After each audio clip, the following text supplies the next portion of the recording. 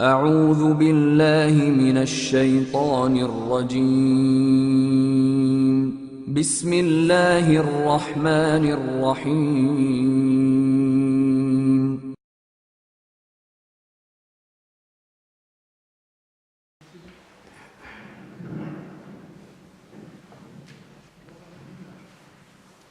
السلام عليكم ورحمة الله وبركاته.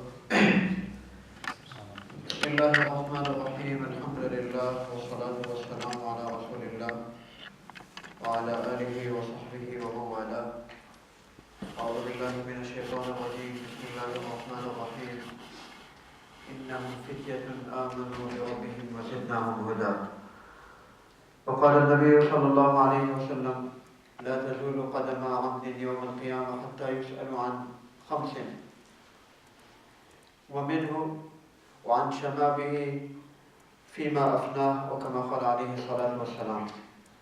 اللهم صل على محمد في أول كلامنا، اللهم صل على محمد في أوسط كلامنا، اللهم صل على محمد في آخر كلامنا. The topic that have been given for this talk is the fitna of the youth. Almighty Allah has blessed the youth with many qualities. One of the biggest qualities that the youngsters have is when they want to do something, no power in the world can stop them from doing that thing. So, in the time of Hajjaj, he made a curfew.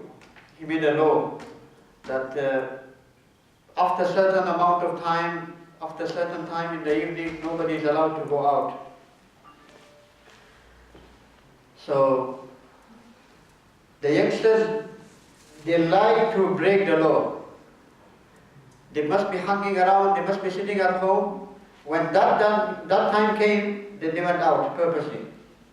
See what will happen. Who is there to stop us? So the police, they catch them, everything fine. Don't you know the law? Hajjaj, the leader, he has made this rule that after a certain time nobody is allowed to be out of the house, everybody should be inside. So he said, do you know who I am? One of the youngsters, he said, do you know who I am? He said, no. The police said, no. So he said, my father is such a person that even if Hajjaj was to come in front of him, he will have to put his head down and my father can turn it around wherever he wants. So the police got shocked. Maybe some very high profile personality, even Hajjaj looks up to him, somebody from the advising team of the king. The next person said, do you know who I am? My father, when he makes a line, anybody dares go out of the line. It is such a straight line. Anyway, the next morning when the investigation was done as to who the father of this youth were, the first youngster who said that my father, even if Hajjaj was to come in front of him, his head has to go down. My father could turn it around anyway. His father turned out to be a barber. So even if Hajjaj needs a haircut, he needs to put his head down and he can turn it around. Same way, the second person who said my father makes a straight line, his father was a tailor who's going to buy clothes of him if the lines are not straight. The sewing is not done properly. So Allah has given this quality to the youth that if they want to do something, nobody can stop them. If they want to break the law, if they want to dare something, I dare you to do this. So in the time of the ayat which I recited, Almighty Allah mentions the incident of youth. The whole world was, or the whole community of that era were worshipping the king. They were bowing down in front of the king. And these youngsters, again, the quality of the youth. We are not going to be worshipping the king. we will dare not to worship the king, we will see what happens. We will dare. See what happens. So what happened? They didn't worship the king.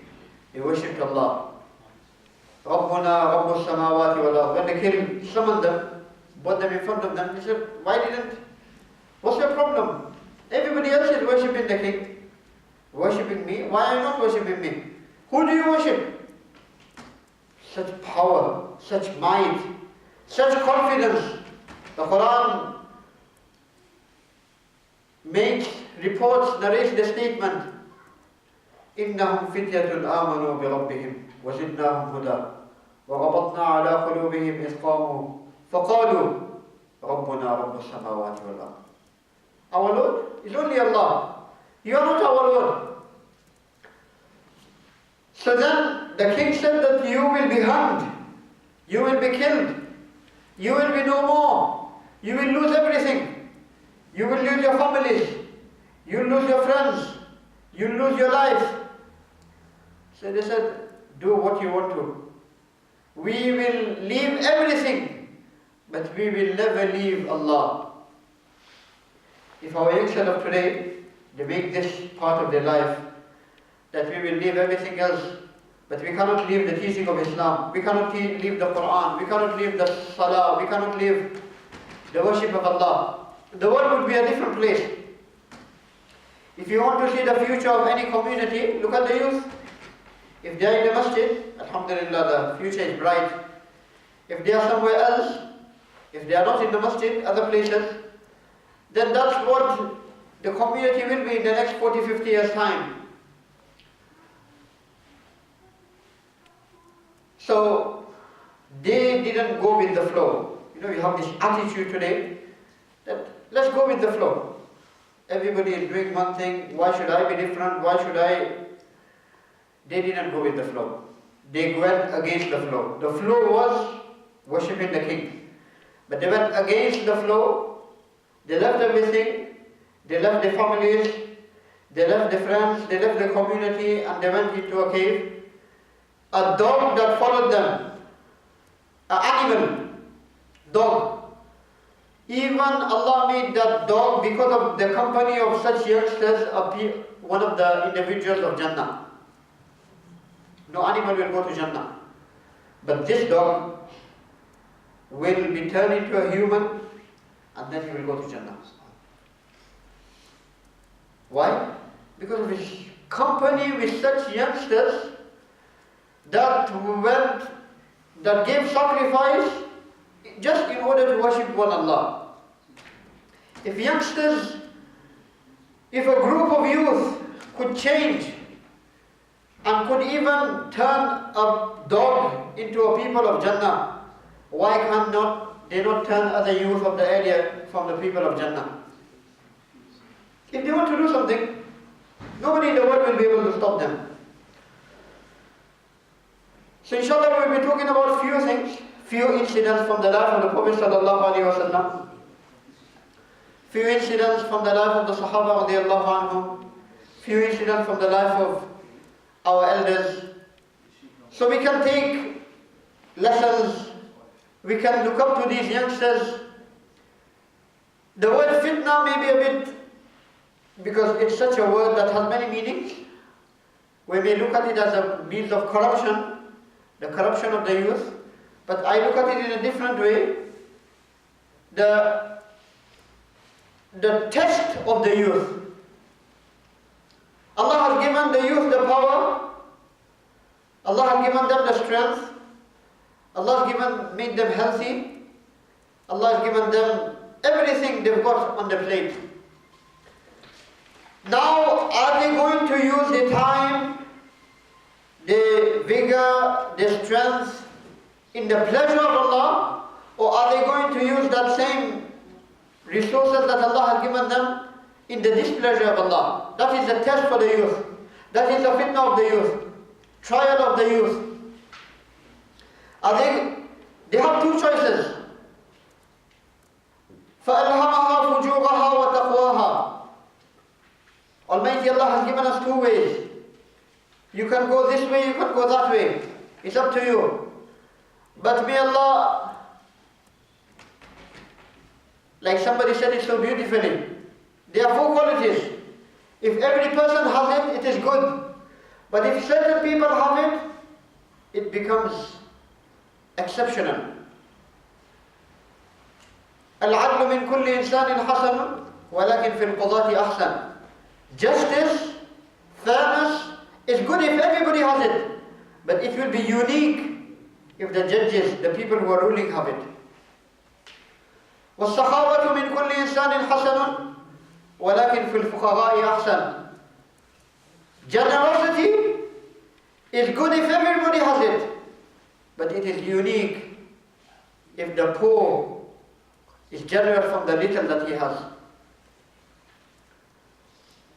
Then والحياء من كل إنسان حسن ولكن في النساء أحسن.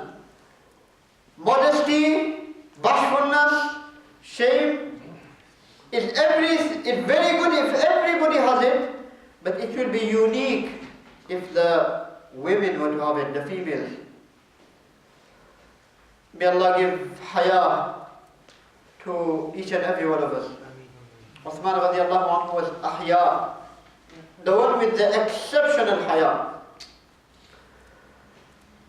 You know, every Jumu'ah we hear in the khutbah, أشدهم حياء عثمان or أحياهم عثمان. Amongst the 10 things Uthman radiallahu anhu says that Allah has favored me, which not many people have this favor. One of the things is وما وضعت يميني على فرجي منذ بايعت بها رسول الله صلى الله عليه وسلم. I could not get the courage to hold my private organ with my right hand since the day I put that hand in the hand of Muhammad sallallahu alaihi wasallam when I took shahada.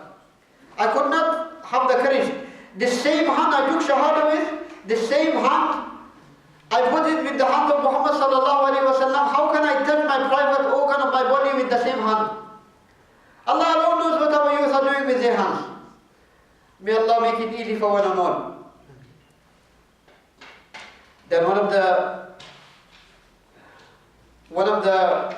quality of Uthman radiallahu anhu, which he says, وَزَوَّجَنِي رَسُولُ اللَّهِ صَلَّى اللَّهُ عَلَيْهِ وَسَلَّمْ ابْنَتَهُ.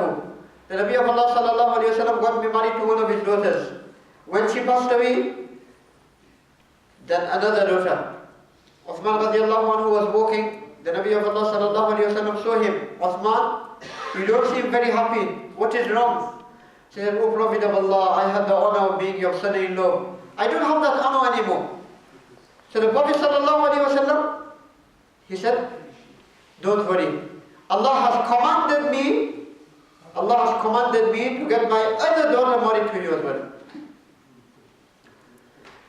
In the entire history of humanity since Adam alayhi salam, no person has ever got the privilege of marrying 2 daughters of any prophet. One person has never got this privilege of getting married to 2 daughters of any prophet. Uthman radiallahu anhu, Allah gave him the privilege of marrying 2 daughters of the best of all prophets. Radiallahu anhu. Haya, so much haya Allah gave him. Today we are lacking haya. May Allah fill our community with haya. Especially in this weather, we will be going out. We see people, Allahu Akbar. May Allah make it easy. These are the sweetness of Iman. I always tell, yesterday I was mentioning in Jummah as well, this is the sweetness of Iman. That in this weather, you go out and you protect your gaze from not looking at things which you're not supposed to be looking at. The sweetness that Allah will give you at that time, the sweetness of Iman, halawat al-Iman, that you will feel in your heart, no sweetness in the world will be able to match it. Something that can only be from Allah. Can you just imagine honey Allah has made so sweet, sugar Allah has made so sweet. Can you just imagine His own sweetness? His own sweetness, the creator of sugar, the creator of honey, His own sweetness. May Allah give it to one and all. So, haya is very good if everybody has it, but if the women want to have it, it will be exceptional. It will enhance the beauty. And the fourth quality, وَالتَّوْبَةُ مِنْ كُلِّ إِنسَانٍ حَسَنٌ وَلَكِنْ فِي الشَّابِّ أَحْسَنُ. It is very good, very beneficial if everybody repents, but it is extremely enhances the beauty when a youth, despite having everything in front of him, he turns to Allah. He is walking around in the marketplace, lowering his gaze and reciting the remembrance of Allah on his lips. This youth is so powerful that this action of that youth sometimes even shakes the arsh of Allah. وَشَابٌ نَشَأَ فِي عِبَادَةِ اللَّهِ. That youth who spends his youth in the worship of Allah, Allah will give him a place under his shade. May Allah make it easy. May Allah may Allah make us from amongst them. May Allah give us such youth. So just few incidents we need to look at from the life of the Sahaba radiallahu anhum.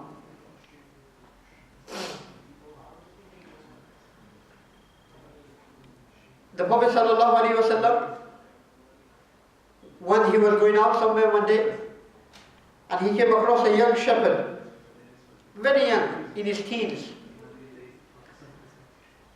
And he wanted some milk. The youngster said, I'm just working for this person. And the Prophet of Allah was amazed by his honesty, his trustworthiness. So the Prophet sallallahu alaihi wasallam then told him to latch on to it, that will take him a long way in life.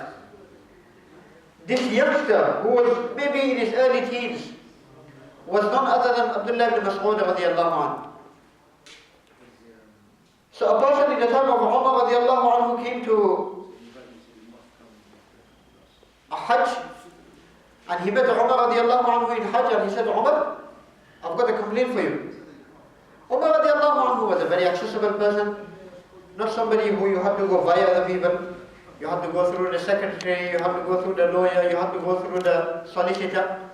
Today, unfortunately, a person takes a half a step into politics, half a step into some position, and you can't see him anymore. You can't access him anymore. He's very inaccessible. But Umar radiallahu anhu was somebody who was ruling 3 continents.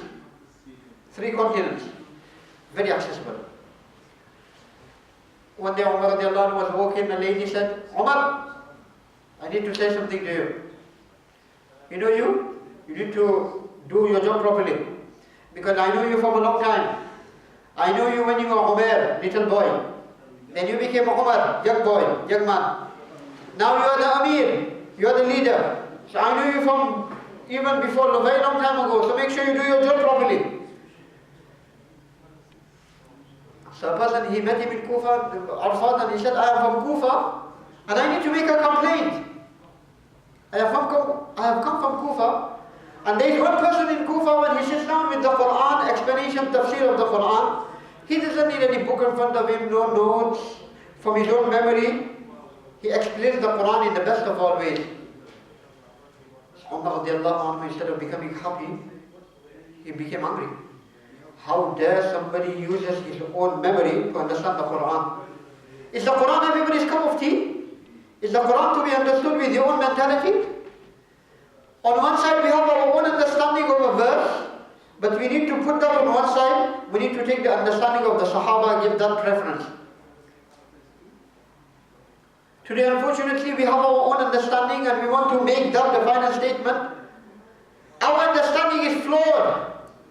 Our mind, our thoughts are not pure. Sahaba radiallahu anhum, their thought was so pure, the mind was so pure, their life was so pure, that Allah said, I am happy with them. If you wanted to find Sahaba radiallahu anhum, today you ask your father, where's your son? He'll either be on his iPad, he'll either be on his phone, or he'll either be in the field with his friends. Almighty Allah says, if you wanted to find Sahaba, you would have found them in 3 places. تَرَاهُمْ رُكَّعًا سجدا يبتغون فضلا من الله ورضوانا. If you wanted to find Sahaba, you would find them in one of the three. You would either be in ruku', they would either be in sujood, or they would either be involved with something that would Allah become happy with. Either one of them three. May Allah make our youth like this. When the father is looking for them, he sees them with the Quran. He sees them in the masjid. He sees them in sajda. So, Umar radiallahu anhu said, who is this person? Give me his name. How dare he explain the Quran from his memory? So the person said, the person is Abdullah ibn Mas'ud radiallahu anhu. So Umar radiallahu anhu cooled down.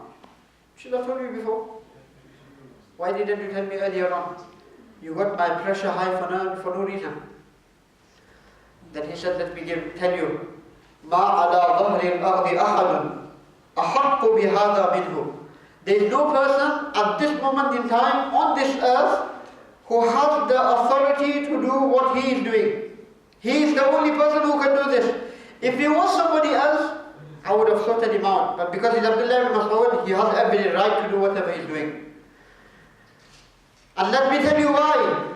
In the time of Muhammad sallallahu alaihi wasallam, the Prophet of Allah, Abu Bakr radiallahu anhu, used to walk around, have daily discussions, consultations about the people, the affairs of the people, of the Muslims. And I used to be with them. This is the humility of Umar, that he said, I used to be with them. Otherwise the Prophet sallallahu alaihi wasallam used to consult with Abu Bakr and Umar. So he said, one night it became very, very late. And the discussion became long. And we went to the masjid, very early hours in the morning. And in the darkness of the night, early hours in the morning, the whole world is snoring. There was somebody in the masjid reciting Quran. May Allah make our community such.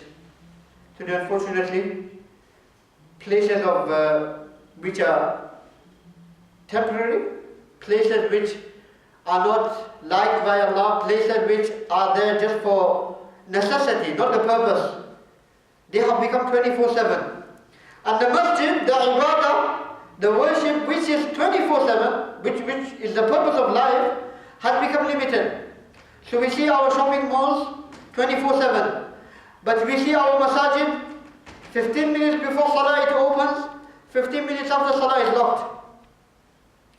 In the time of Muhammad sallallahu alaihi wasallam, the masjid never mind having a lock, not even a door. People coming in, out. Somebody coming in reciting the Quran, somebody coming in performing qiyam, somebody making dua, somebody in dhikr, somebody in halaqah. Something going on 24/7, the masjid is occupied. 24/7 activities. 24/7. The masjid never mind a lock, not even a door. May Allah make our masajid like this. It is fully occupied. When we're looking for our youngsters, we see them in the masjid. So the Prophet of Allah sallallahu alaihi wasallam went behind the person, started listening to his Quran. The person doesn't know anything. He doesn't know that somebody just walked in, and not only somebody, a person like the Nabi of Allah. And Abu Bakr and Umar, they walked in, they're sitting behind me, they listen to my Quran. The person doesn't know anything. Him and his Quran. When a person is listening to music, may Allah save us. When a person is listening to music, we said to the brother, we've told you many times, you've heard the Imam, you've heard the scholars, you've heard the other people telling you, your parents, your start telling you music is haram, you shouldn't be listening to it. And still, you want to insist, you still want to listen, then listen to it inside your bedroom. But no. He has to shake. The whole car will be shaking. The whole of London will be shaking. If there's a shaitanic, fake buzz, fake enjoyment in haram, in music, can you just imagine the real enjoyment, the Rahmanic enjoyment, the original enjoyment in the worship of Allah, in the recitation of the Quran. But many people, we have lost it today. Sahaba couldn't do without salah, today we don't even feel like performing salah. Sahaba couldn't do without Quran, today they go past, we don't even touch the Quran. Sahaba couldn't do without masjid, today we barely make it for Jumu'ah in the masjid. What has happened to us today? Allah, a fake thing, a fake logo, a fake brand, somebody might just give it to you for free. It's fake anyway, take it. Not much. But if you want the real stuff, then you need to pay. It costs much more. It demands a lot more. Similarly, the fake one, Shaitan is ready to give it to anybody and everybody. He'll just give it to anybody. But the real enjoyment, the original one, the one from Allah, we need to beg Allah for it. We need to show Allah that we want it with our punctuality, our consistency. Only then Allah will give it to us. Because it's not free. It's not fake. It's the real thing. And Allah doesn't give it to anybody and everybody. Allah sees, وَيَهْدِي إِلَيْهِ مَنْ أَنَامْ who wants it, who sincerely is looking for it. May Allah give it to us. So the person is enjoying his Quran and he's got no idea who's walking in, out, who's listening to his Quran, no idea at all. The Prophet ﷺ made a statement. مَنْ سَرَّهُ أَنْ يَقْرَأَ الْقُرْآنَ كَمَا أُنزِلَ فَلْيَقْرَأْ عَلَى قِرَاءَةِ ابْنِ أُمِّ عَبْدٍ.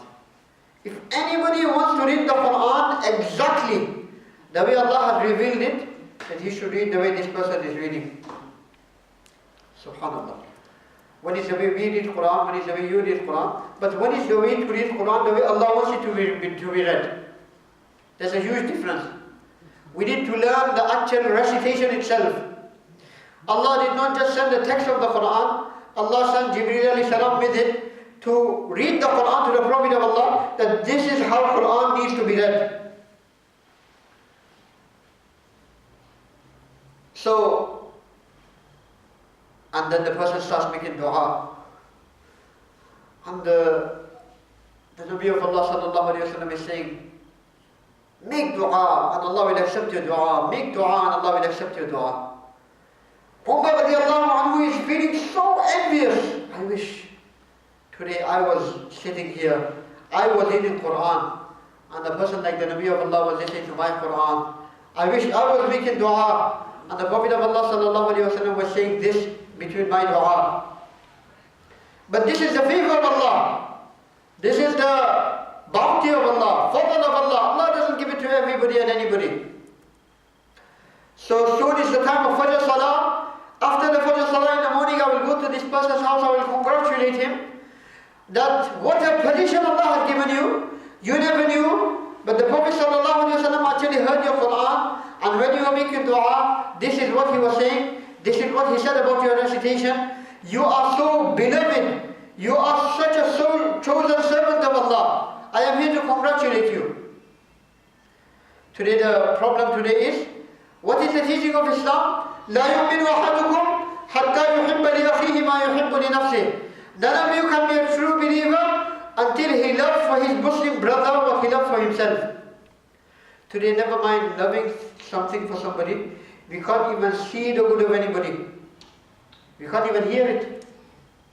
As a Muslim, our iman should be on a level that we should be wishing good for people. Today, never mind wishing, we can't even see it. If Allah has bestowed somebody, not because of our wish, not because of our dua, for His own bounty, He's bestowed somebody with a good car, good house, good job, good family, good... We can't even see it. May Allah save us. How our iman has dropped. May Allah top up our iman. May Allah boost our iman. Our iman needs an upgrade. May Allah upgrade it. On the software of the Sahaba radiallahu anhu, level of the Sahaba. Because that is the iman which Allah wants. آمَنُوا بِمِثْلِ مَا آمَنْتُمْ بِهِ فَقَدْ اهْتَدَوْا. So in the morning when Umar radiallahu anhu went to the house of this person, Abdullah ibn Mas'ud radiallahu anhu, he said, do you know what position Allah has given you? I am here to specially tell you that last night you never knew, but the Prophet sallallahu alaihi wasallam actually heard your Quran. This is what he said. Your recitation is exactly the way Allah has revealed it. And when you were making dua, this is what he was saying.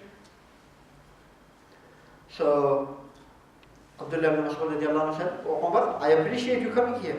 I appreciate your sacrifice, taking the time out to be here. But just a while ago, Abu Bakr radiallahu anhu came and he told me exactly the same thing. Umar radiallahu anhu said, I came to a conclusion. Abu Bakr, you'll always be the leader. Umar, you'll always be the follower.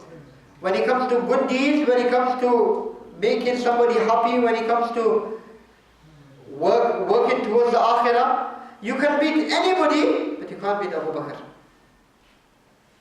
May Allah give all of us such that we compete in doing goodness. Today, unfortunately, Allah has given this quality to the youth of competing, daring.